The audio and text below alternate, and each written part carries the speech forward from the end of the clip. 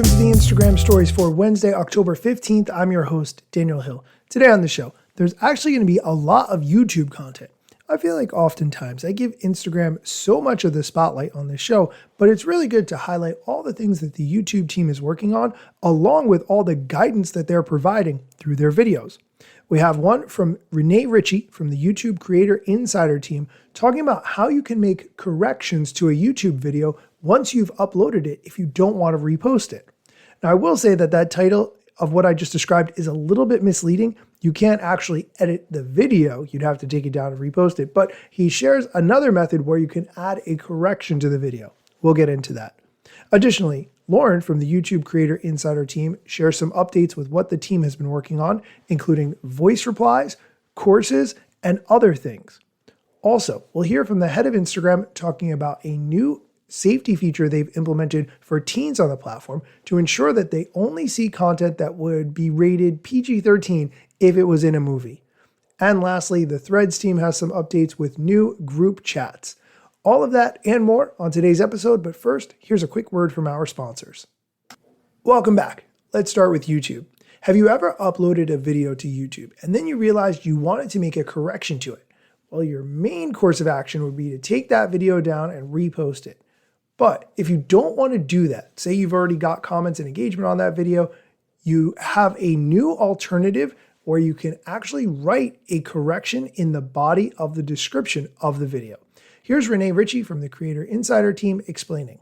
You know that feeling when you post a fresh video only to realize you made a mistake and you wish you could fix it without taking down and reposting the video? Well, you can. I'm Renee Ritchie, a creator working inside YouTube, and here's how. Go into YouTube Studio, pick the video you want to correct, and hit edit. Next, go to the description field, start a new line, and type correction, or corrections, plural, .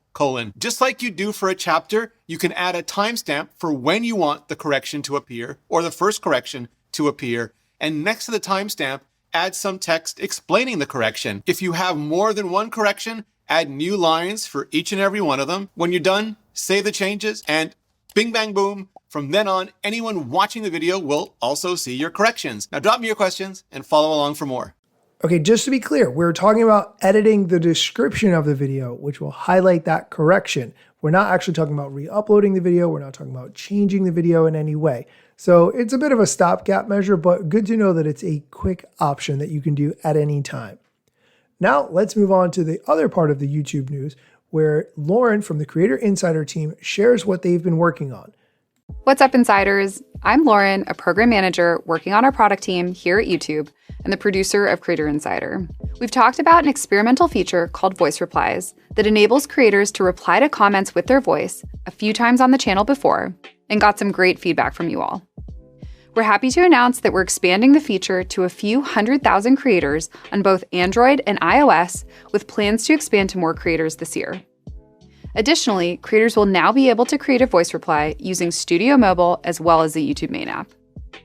As a refresher, creators with the feature can navigate to one of their videos via the YouTube app, find a comment they want to respond to, tap reply, tap the sound wave icon, record a voice reply, and then post it as a comment.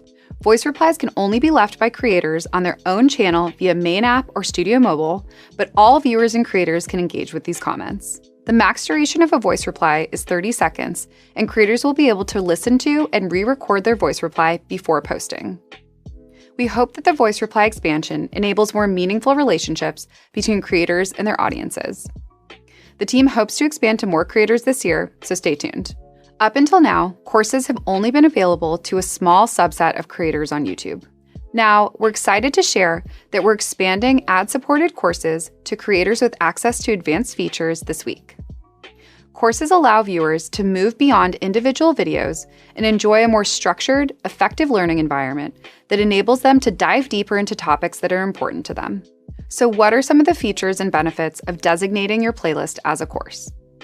A special course badge will appear on the watch page and playlist page, as well as in search, home, watch next, and anywhere else a course appears. Courses may be featured on youtube.com/courses for easy discovery by new audiences. A course link will be available on the watch page so that viewers can more easily find related videos from that course. Quizzes can be created and associated with specific videos in a course and will appear in the description on the watch page of that video. Viewers can track course progress in the Learn panel. Courses will appear in a dedicated tab on the channel page, and viewers who have saved at least one course will be able to find it in a dedicated section in their library called Your Courses. Courses may offer a discussion section, which is a playlist-level comment section that appears on the course playlist page, where audience members can engage with one another on more general course-related topics, ask for help, get feedback, share success stories, etc. When a viewer finishes watching all of the videos in a course, they'll receive a badge, which appears in their library.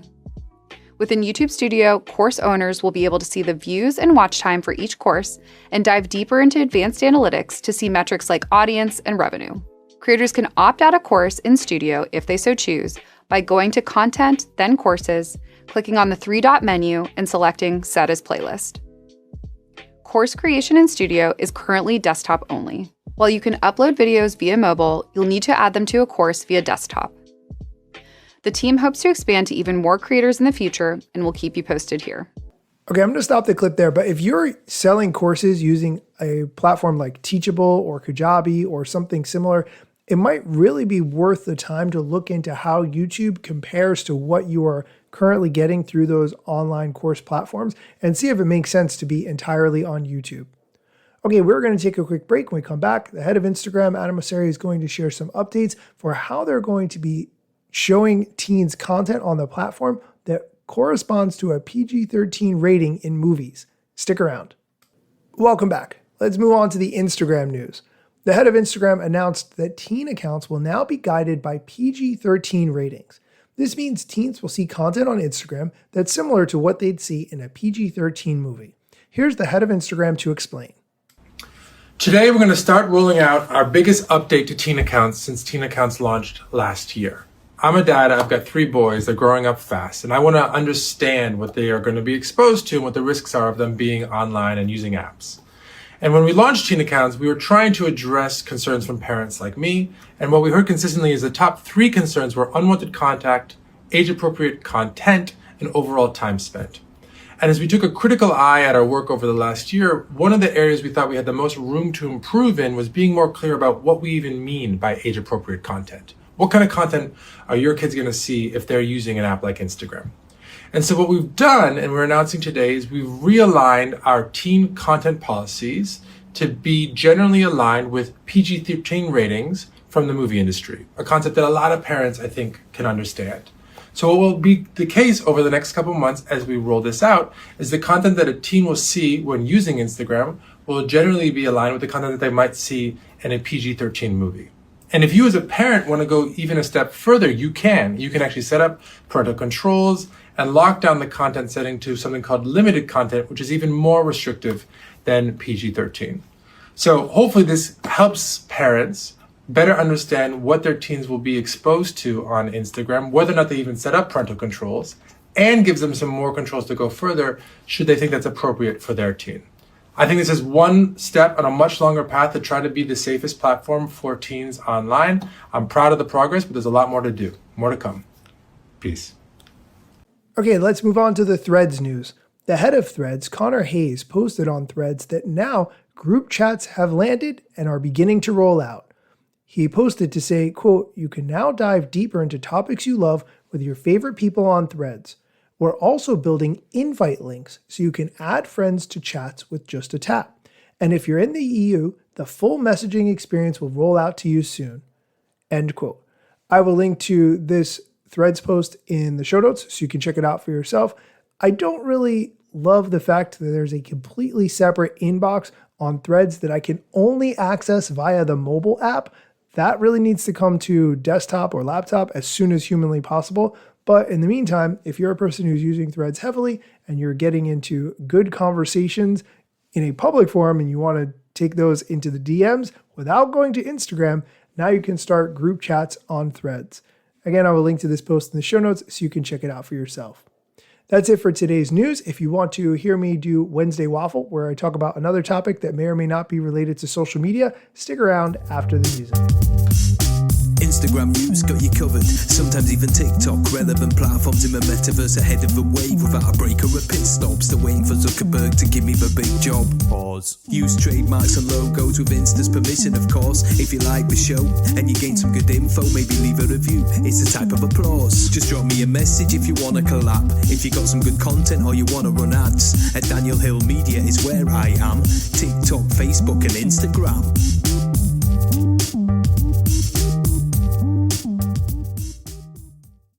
Oh, hey, thanks for sticking around to hear me talk about something else.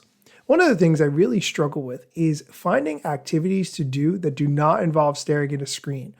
I spend time on the computer for work. Then when I'm recording this podcast, then I sit down in front of the TV and maybe I play some video games or I watch a show with my wife or I do some reading on my e-reader. But all of that time is screen driven. Even when I go for a long walk, I walk to the gym where I get on the Stairmaster and I watch TikTok. So I spend a lot of time staring at screens and therefore I'm always looking for hobbies that don't involve screens. For a long time, I have wanted to get better at skateboarding. I was not allowed to have a skateboard growing up because a kid in my area fell off his skateboard and died.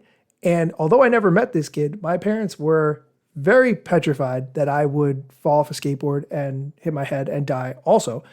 And so therefore I wasn't allowed to skateboard. In retrospect, I think I would have just bought a helmet for my kid, but that's a discussion for another time. However, I found on a Facebook group in my town a guy who runs skateboarding lessons, and he has hired some teenagers to run the skateboarding lessons at the skate park. Now, I felt a little bit silly because I'll just be honest with you, I'm 45. And although I am somewhat comfortable to ride my skateboard up and down my street, I don't really feel comfortable beyond that, and I ride pretty slowly. However, I have had 2 lessons at the skate park, and it has been fantastic. Just the chance to get out and stare off into the distance is amazing in and of itself, but to increase my confidence on my skateboard has been fantastic. Highly recommended, and thank you for listening to me talk about something else for a little while other than social media.